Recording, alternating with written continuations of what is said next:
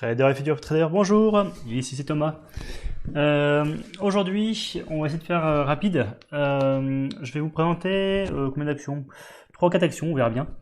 On va commencer par l'action UV Jarmy, qui a une configuration pour moi très intéressante. Donc déjà l'action, on peut voir que dans le passé, elle a rien fait du tout. Voilà, elle était vraiment, elle bougeait pas, il n'y avait pas de volume du tout, il se passait rien sur l'action.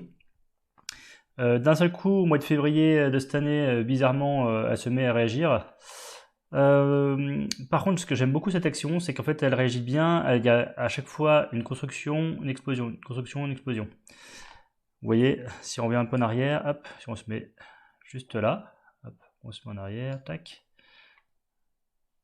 Voilà, hop. Donc il y avait une belle petite construction, ça a explosé. Voilà, là il y avait une résistance qui se traçait, il y avait une belle petite construction. Les volumes sont arrivés, ça a cassé à hausse la résistance. Là, il y a une petite construction qui s'est faite aussi. Construction, pareil, avec des volumes. Alors les volumes sont arrivés. Du coup, l'action, elle a explosé. Hop, on va juste prendre un petit peu de recul. Voilà. Là, en fait, on voit qu'il y a une très belle construction, hein, du coup, qui est beaucoup plus large. Mais c'est pas plus mal parce que du coup il faut aussi laisser l'action respirer. On voit même que là elle est montée vraiment très haut, en fait elle est ouverte à ce niveau là puis pour fermer à ce niveau là, donc vraiment les cours ont été rejetés. Elle était beaucoup trop haute pour l'instant, mais par contre elle fait une belle construction, les volumes sont toujours là. Ce qui m'intéresse aussi, c'est que les volumes sont quand même en baisse dans la construction, ce qui est beaucoup, c'est ce qu'il faut en fait, tout simplement.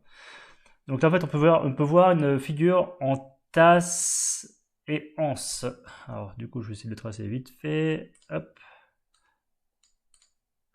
Tasse. Et donc la anse n'est pas encore fini. Ça devrait être quelque chose comme ça. Alors après ça peut effectivement encore faire un dernier petite chose. Enfin, ça on n'est jamais sûr. Et là, bam, si ça pouvait exploser alors à la hausse. Mince, je vais pas y arriver aujourd'hui. Exploser la hausse comme ça, ou après à ce niveau là, enfin peu importe où est-ce que ça explose, mais c'est vraiment la surveillance de cette résistance que j'ai tracée qui est autour des 17,4 qui est vraiment à surveiller. En plus les cours, si ils pouvaient se resserrer à la fin vraiment de façon très serrée, ça serait vraiment génial. On pourrait avoir un stop vraiment très serré et du coup pouvoir acheter un maximum d'actions pour respecter la règle des 1% de risque par trade. 1% du capital total, je précise. Donc voilà, et puis après, de toute façon, il n'y a plus vraiment rien qui peut l'arrêter. Si ça explose, là ça remonte aussi encore, on ne sait pas trop où. On peut se dire qu'il y a une résistance vers les 25 euros, vu qu'elle a bloqué à ces niveaux-là, mais après il n'y a plus rien qui la bloque. Donc voilà. Ça c'était UV Jarmy. On va passer maintenant à Oncodesign.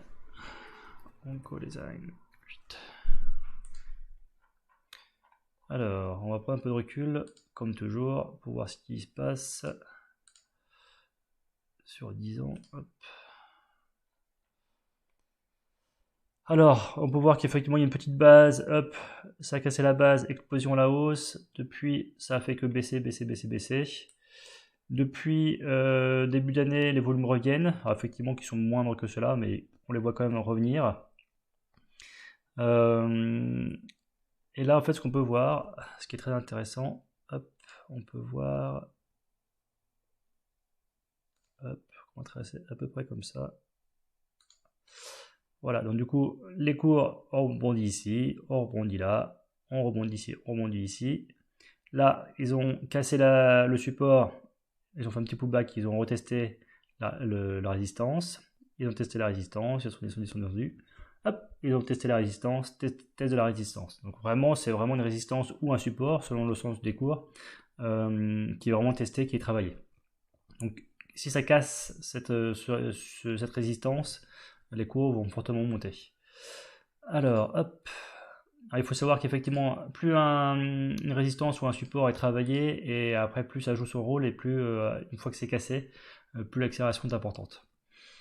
Alors là, on est venu sur du journalier maintenant, donc chaque barre correspond à un jour.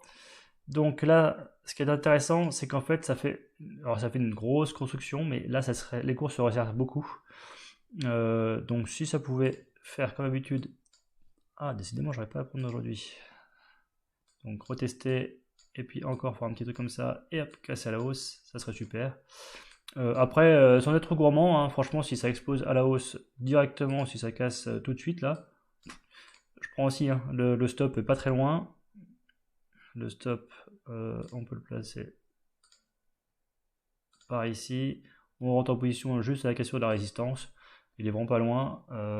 Franchement, c'est très intéressant. Alors, j'ai pas regardé par contre où pouvaient se trouver éventuellement les prochaines résistances. Il y en a une qui est par là. Comme vous savez, hein, le trading, c'est, enfin, les résistances et les supports, c'est toujours des zones, même si on trace des lignes souvent. C'est souvent des zones. Donc là, il y a aussi une espèce de zone qui est par ici. Alors, tac, qui est par ici. Mais aussi une par là. Voilà. Donc du coup, si on se remet en journalier, si on regarde le pourcentage de gain et de perte éventuelle, alors le pourcentage, je l'ai mis où? Il est ici. Hop.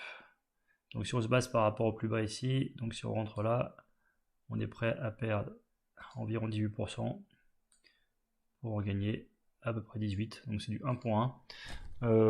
Effectivement, c'est pas le meilleur des trades. Mais bon, là, la résistance est quand même très très très travaillée. Les volumes sont présents. Franchement, si ça casse, ça peut monter très haut. Même beaucoup plus haut qu'ici, hein, même plus haut que ces zones-là.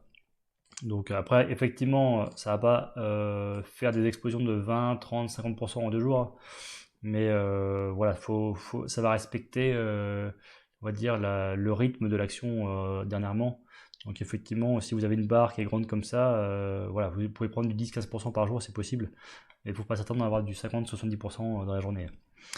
Donc voilà. Donc voilà pour cette action-là. Ça c'était en design. On va passer à Osimio.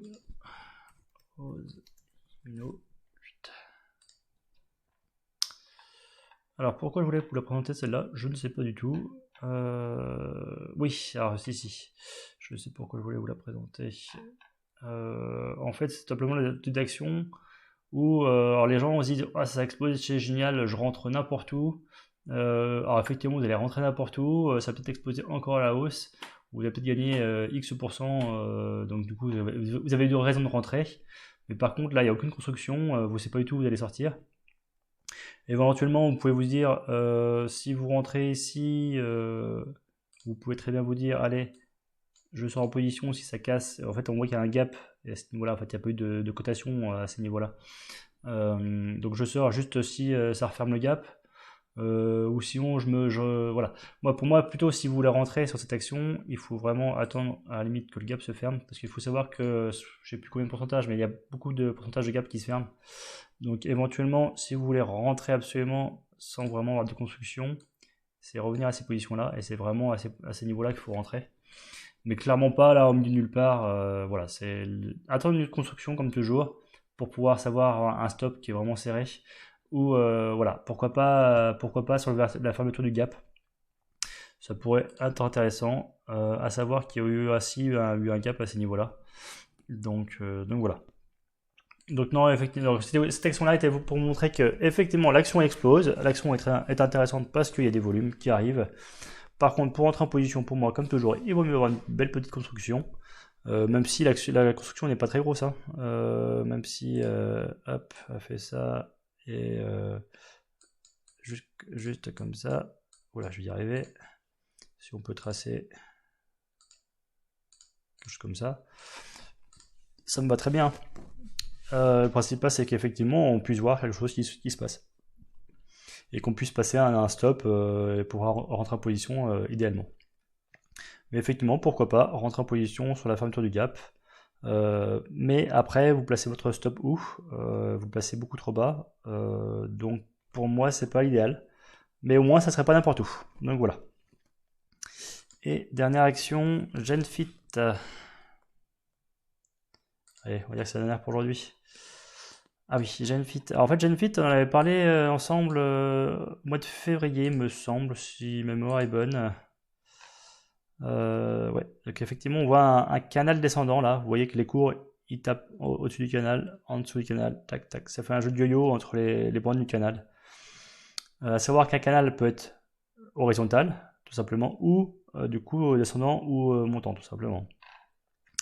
Donc là, c'était un canal baissier.